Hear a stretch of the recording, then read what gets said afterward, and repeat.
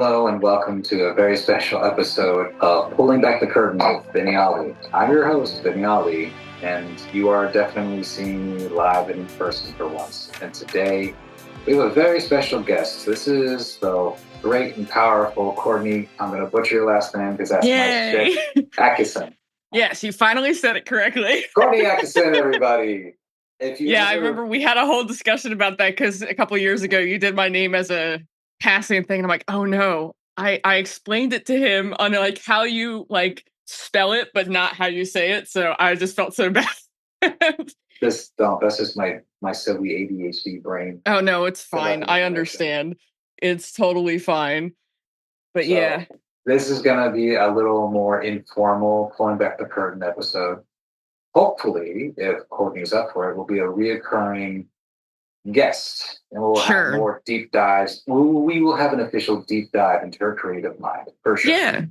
So as you can tell, today we are doing things a little bit differently. We're in the alternative studio space for the day. Mm-hmm. And I'm using a little bit different voice than I normally do because Courtney always says, don't use your radio voice. Oh, no, it's fine. Because like I love the voice because I listen to this podcast pretty frequently. Like we always go about it. But it's just so funny because you have such an audiobook like recording voice, which is really cool and it's very relaxing. But I'm like, that's not the voice we're on the phone. We should totally just be as we are. But geez, I mean, I was just thinking about it. This week, I was like, how long have we known each other? It's been technically 16 years I've met you. And then within the last 10, we've especially been talking, which is hard to believe. So. Yeah, I mean, let's start from the top. Because that's the best place to start. We went to school at George Mason University. And we were in similar circles, but never truly crossed paths. So much later into our careers there. Yeah, we used to hang out at an area named Sub 1 or Student Union Building or whatever. And my group of friends used to like to do tabletop games. And I go into this in my own podcast as well. And so we had that kind of friend group that were like the geeks and they were the Warhammer 40K guys and the Magic the Gathering guys and whatever. And then I remember Vinny coming in a couple times, like while I'm getting coffee and whatever. And I'm like, this is cool. Like he's like a theater guy and I'm an art major. And this is like just a cool vibe to it. And you would tell some stories about some of your student film stuff and your stagehand stuff. And then when I transferred to Art Institute, I needed people for my film projects because that was my new major. And I'm like, well, the guy that I'm constantly around was you. So I was like, okay. So I remember one time we were gonna have you on my film noir, but like there was a lot of scheduling issues or something. But like ever since then, and that was back in 2015, which is hard to believe. But we've been kind of talking ever since. Basically ever since you moved back to Pennsylvania, we've been chatting. Well, I'm originally from Virginia. As you all, if you listen to the first origin story, I'm from Virginia, Cat Island, Virginia, represent. And I moved to Pennsylvania with my mom to kind of get back to her roots, to kind of just give a clean slate, to try something different. And yeah, it wasn't until I was in PA working my multiple part-time jobs, as always, that things started really connecting and clicking. We have been, thankfully, each other's why not person for a lot of stuff, and to talk us down from the ledge of anxiety. Oh, yeah. It was my turn last week to be on the ledge of anxiety, where I was like, what am I doing with my life? Why am I taking this gig? This is ridiculous. I should just stop doing this, like, blah, blah, blah. And then what did you tell me? Basically, what could go wrong at this point? Like you're at I've been there too. And I've talked about it to a lot of people. Like I'm just an open book with my experiences. Cause I feel like if I talk about it, it'll help somebody else out. And I've even used some of my films, like Insight was a total film about my anxieties with body dysmorphia and with anorexia and that kind of thing. Because I've had that for once in my life. I never thought I would have it ever in my life. But yeah, I used my film kind of as a gateway of my experiences, but also having fun. So it's just a whole nother, like Vinny and I are like family at this point, because I tell him like all the time, like you can call me anytime. Don't feel like you have to worry about what time it is. So like off and on, we'll have like genuine conversations about like who the Joker was and how many different Jokers there were, to like, hey, I'm having a weird day. Can I just like talk to you about what's going on? And I'm like, okay.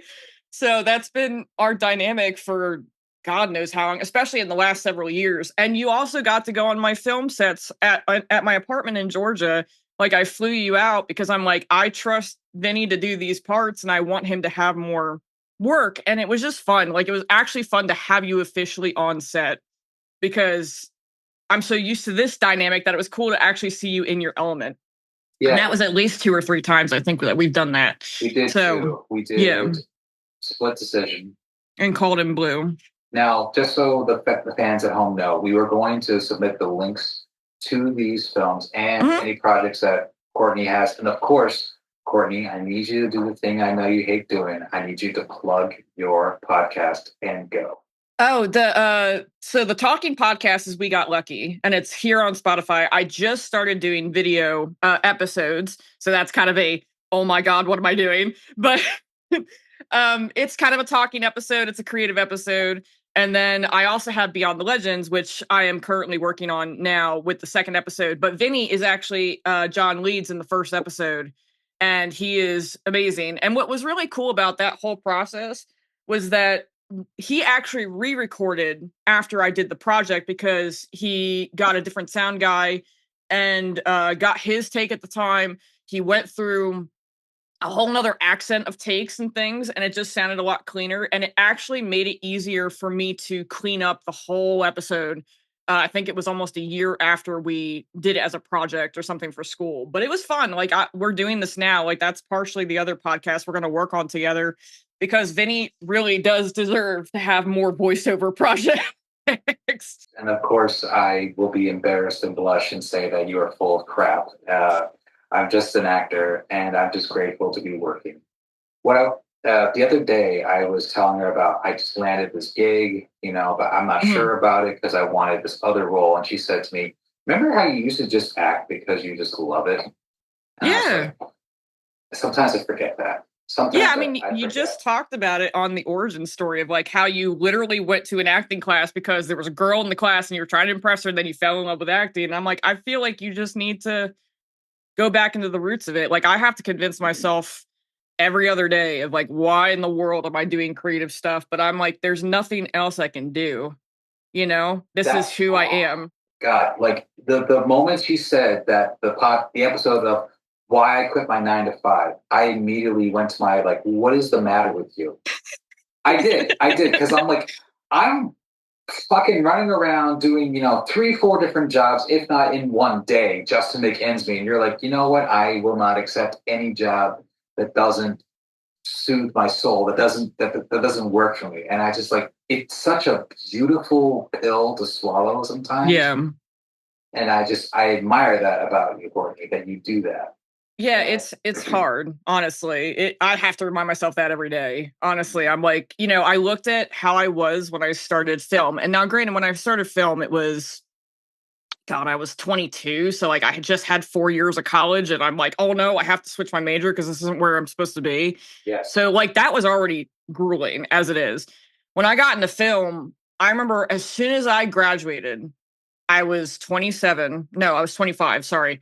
I'm having all my stuff mixed up. But like I did work 3 jobs at once. And the more I think about it, I'm like, how in the world did I do it? And so I worked 2 internships that were unpaid. They were in DC, but they were big gigs. They were with Smithsonian and they were with USDA.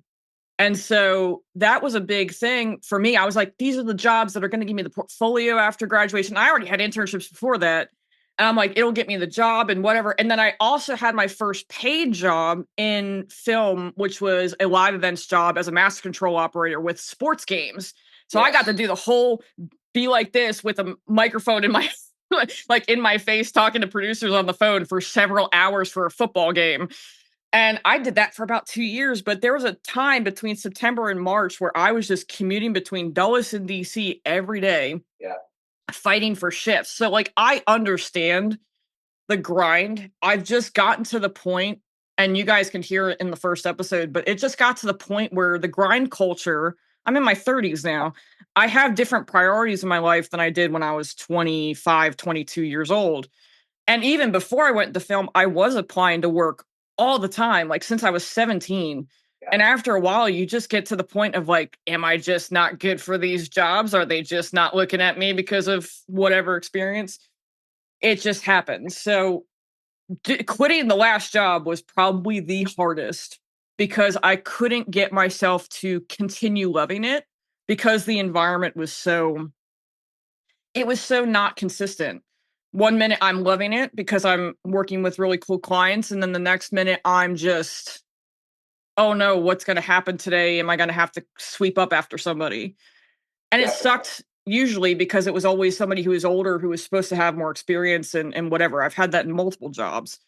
So it sucks that I had to finally make that decision because I even thought, oh my God, you're crazy. What are you doing? Like, you should be picking up anything. Even right now, we're in a situation where we probably could. But then I do the calculations. I'm like, dude, how in the world does this work now? Like, financially, at least on the financial spectrum, how does it work? But, at the same time, you only got one life and you got to make sure that you're doing things that you could step in the door over. And the biggest thing about that, why I quit my 9 to 5, is that when we go into any form of projects or work, the thing that we forget is that when we step out of our house and we go to these jobs and we do whatever, it's not like retirement where you save up money and it's going to be there when you're retired. You're giving up time that you can never, ever get back. It's not like in a safe somewhere where you can open it and be like, here, now I'm 20 years old again and can run 40 years of my life, which is a shame, but it's just the reality. So you either have to really go into what you like now, or you just kind of accept that this is a temporary job. Like my dad says, this is a temporary job. It doesn't mean you have to be there on the finish line. Yeah, that's very true. I mean, that's a very modern view of life, which I think is Yeah. so interesting. Hmm. I mean, you come from very old school parents. Oh, yeah. And how they view the world and everything, and so do I. I mean, I God, mean, my dad literally just retired from 38 years of teaching at the same exact school. yeah, It's and I'm like, dude, I would have loved to have something like that, but the thing is it just doesn't happen in my field. Being a freelancer or jumping between different projects or, most of my jobs, I even talked about this in my last episode. My last job was 18 an hour. mm, That's the highest I've ever been paid in all of my jobs. And that's over the course of 12 years. That's actually over the course since I was 17. So it's weird that like there's no real threshold of like technically improving, and like I'm in areas where it's technically more affordable and things, and that's still the bare minimum for a very technical job. So it's just a thing if you just have to accept kind yeah. of the reality and find a way around it to some degree. The thing that I've always appreciated about you, truthfully, is you force me to be mindful of the balance of Yeah. life, because it's something I always forget about all the time. When my mom would work the day shift and the night shift and run up and take care of us, she actually ran a daycare at some point in her career with us. Jeez. And my dad, well, man, worked 6, 7, 9 days a week at times, and he was so charismatic and interesting that they would bring him on shifts even on his days off. I mean, he'd be on his feet 12 hours. The man would drive, like his last job, he would drive 45 miles to work, 45 miles back every single day, 5 days a week, 12-hour shifts. It was never late, always an hour early. There was only one time where he's in a pretty much three-piece suit, except the jacket. He would wear slacks, vest, Yeah. and tie. I mean, the reason why I have a little hard time saying it is because I look good in that situation as well, because we're very similar. Mm-hmm. But one time, he actually had a flat tire, changed it, and was still 5 minutes early for work. That's how dedicated my father was to his job. He is legitimately taking the role of 5 minutes early is on time is late, and late is unacceptable. Facts. And that's something that I struggle with from time to time, because me personally, I always have multiple things going on at once. Like right now, I'm doing this episode of the podcast, and I will have a shift at my corporate job around 3 o'clock or so, and I will leave at 1:30 to make sure that I'm on time because inevitably there will be an accident on the road. Oh yeah, something will happen, and it's one of those things. It's just how it is currently. Oh, it was worse in Virginia too, dude. Like Virginia, sure. That's why like I was so glad to get out of Virginia because I love Virginia as a state. It's a beautiful state. It's got a lot of cool things and travel and whatever. And moving from South Jersey, it was like a great like open door of melting pot of things. And I just felt like it was more open to art. But like that traffic, man, when you're in Northern Virginia, Washington, D.C. traffic, like I remember it was so culturally shocking to be in your car for like 2 hours for a 15-mile trek. Facts. And it threw me off. And I'm a kid who's been on the interstate, like going back and forth to meeting parents and like not minding the drive. But when you're like trying to get to class on time and you're, you remember George Mason's parking lot too. Like that K lot would get so filled up so quick for the commuter students that like if I wasn't there an hour early, I would miss something. And I was never a kid that wanted to be late to anything. So like I understand leaving an hour early just for the sake of like something's gonna happen the one day I lax on it. The thing I miss about Virginia is the radio culture. Oh yeah. The radio station DC 101 was the king. And did I tell you I interned there? Not at DC 101, but I interned at that same building and I actually ran into the guy. You ran into Elliot in the morning? Yes, I ran into him in the hallway and it was the weirdest thing. He was, he was the way he is. He's very out there. But I worked for Big 100 and Wash FM, which are in the same thing. And the country guys are on the same floor. They're all on the same floor. So it was such a cool job. I actually almost switched my major after doing my radio programming job. Yeah. Because they were such cool people. And like I stayed there from June to September. Like I stayed there much longer than I needed to for like an internship credit. Yes. But that was my first like professional internship was with iHeart. And I still love them to this day. But yeah, that was such a cool, like radio was such a cool thing. It's good. It's a cool thing in South Jersey too. We used to listen to rock talk shows in the morning. And that's how I got my like internship idea of like, hey, I should probably see if they have jobs and stuff over there. Definitely. So it was cool. When I moved to Pennsylvania, this is a family thing, apparently, in my house. When we first move someplace different, we have to find a radio station. Yeah. We have to find a Chinese food restaurant, and we have to find an Italian restaurant. Then we're good. That sounds like the pinnacle. Yeah, exactly. I found WMMR 93.3, and they are just exactly what I need for radio. And that's the one thing that I really miss about Virginia is like when you're on 66, if you're from Virginia, you're on that thing for a minute. You need a good radio station. But now with the phones and the internet, it kind of has jostled things around a bit. It's not as just that necessity. And I mean, Virginia will always have my heart to a lot of degrees. There's a lot of beautiful places to go, a lot of great friends to see, but there's a lot of, for me personally, you listen to episode 1, episode 2, the origin story, mixed memories, let's just say. Yeah. Yeah. It's wild.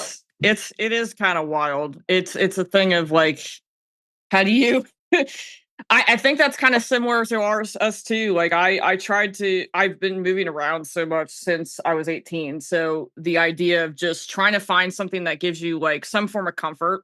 Yeah. Like I even have my coffee the way I do it in New Jersey, which is like cinnamon. And if I can find a good hazelnut creamer, great. But otherwise, it's like you have to find your own routines to things. And you also have to find your own new experiences. Yes. And my dog's going to be crazy now, so mine's him. I think we need to see the mascot of We Got Lucky. Eventually, I'll probably send you a picture for post because he is just crazy. But yeah, we made the joke. He's an Australian Pabusky, so he is Australian Shepherd, Beagle, Husky, and Pit. And it's a weird combo, but he is so energetic and he's kind of the reason why I'm outside more often. And, he was we were not expecting to adopt when we got him. Mm-hmm. So he is such a blessing to have. And I grew up with dogs. There was a good gap where I didn't have them, but like, yes. He is kind of my stability sometimes when it comes to like, I need to go outside and take a breath and like not be so absorbed in what I'm doing. So yeah.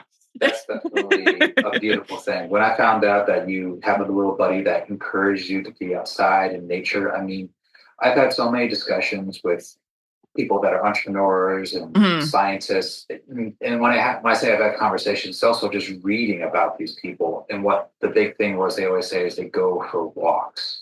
They go Yeah. out to nature for 30 minutes. Like no, none of this, I don't nothing. have that on any either.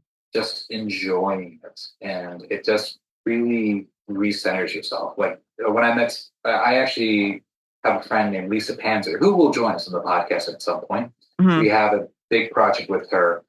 With Lisa Panzer, I will do a deep dive into her creative mind as a writer, librarian, actor, theater nerd for a long, good set of time.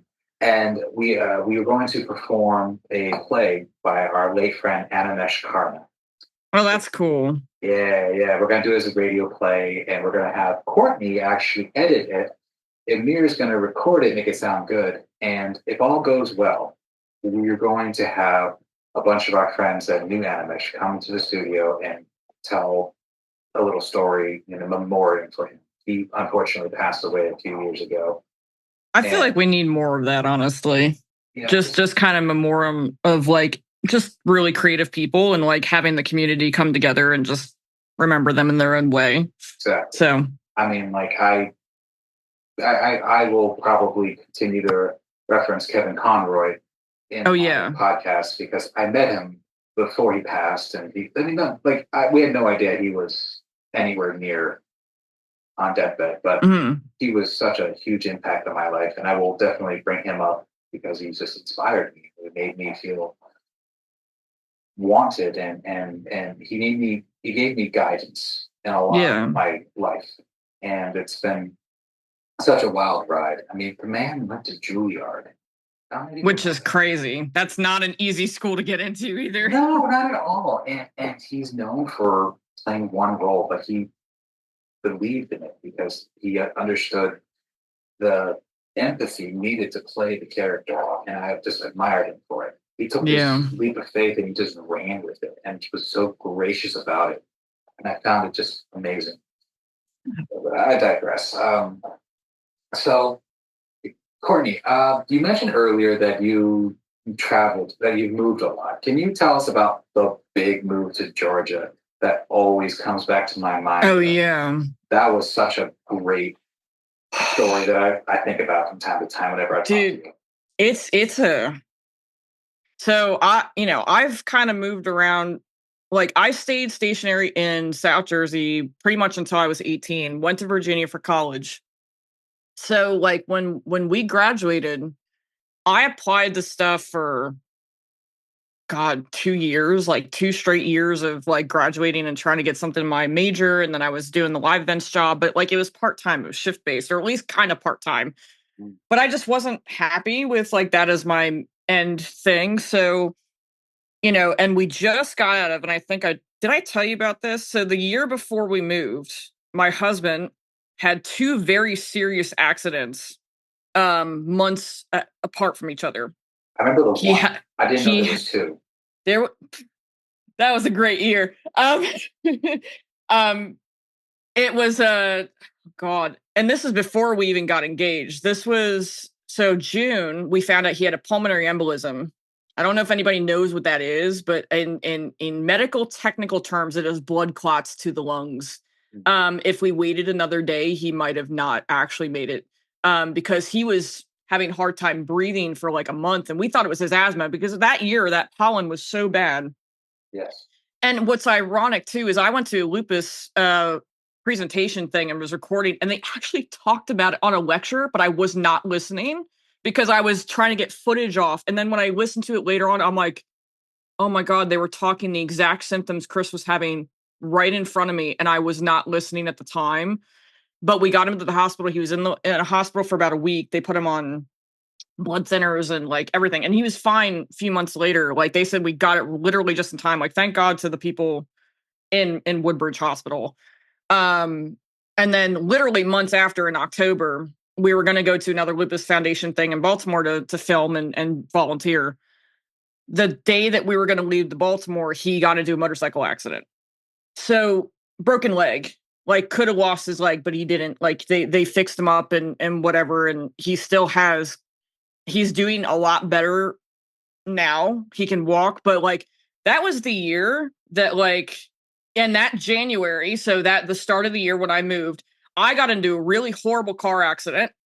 My car spun and the axle of the wheel got taken off, and I was in a 4-car pileup.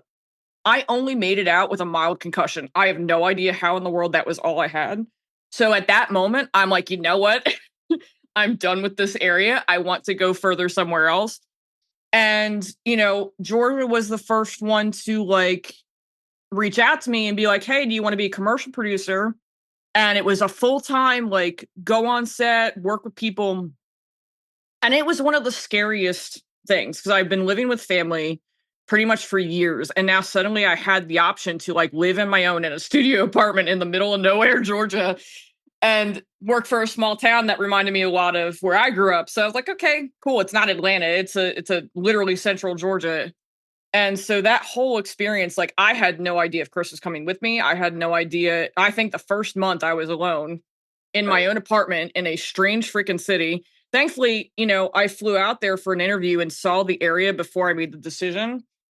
But dude, it was like one of the scariest things. But what's really funny is I think it was kind of meant to be because I was just talking to my mom the year before about going to grad school, and SCAD came up as a random college. I had no idea about Savannah College of Art until I got a catalog.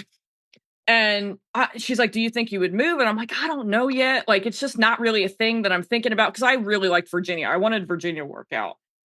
But Georgia was one of those things of, thank God I did it because I just didn't know what else to expect. But yeah, so it was a lot of like, I had to learn how to live on my own when I'm scared of being alone. I had to learn how to eat alone, which that was like an anorexia, like recovery thing. That was a thing. But the whole process was, holy crap, I get to go to my dream film school. And it's a hard school to get into too. I had a girlfriend of mine who applied as well. She didn't get in. She had an amazing portfolio and somehow I got in. And I met my writing professor there. I love the story of my writing professor because he's kind of the reason why I went. I went to the tour and went to like a master class, like thing that you can go in as a guest. And he was doing a script writing class. And I was like, okay. And he was talking about characters or character arcing or something. And I raised my hand and I'm like, I don't know if he's going to call me, but whatever. He's like, yeah. And I made the answer. He's like, welcome to grad school. And I'm like, oh God, I'd be an idiot not to go now. So it was such a transition point. Like I went from knowing all the technicals in DC to suddenly doing conceptual. And that's kind of a thing that I can't ever imagine not going now because of the people that I met. Because it's like I know so many people from school, from classmates, but I know all my professors. I still talk to them now, and I graduated back in 2021, so it's been 3 years. But I knew everybody by name. It was a small enough campus because it was Atlanta, but you get to meet some really cool people, and it's just nuts. But like, imagine I was living in family's house, and now suddenly I'm out on my own trying to run my own life with somebody I was hoping to be long-term with for the rest of my life. So this was kind of like a test of like, can we live together as just us? And is that good? And it just worked out. Like it took a lot, but it worked out. And even Chris got his engineering school at the same area, which was not expected either. Like it all just fell into place after this horrible year. And I was like, thank God, like we took the risk of it. So that's why risking is just not a big deal to me. I've done so much, we're still going through so much to risking things. So, it just is what it is. Stay tuned for part 2 of Pulling Back the Curtain with Vinny Ali and special guest Courtney Adkisson.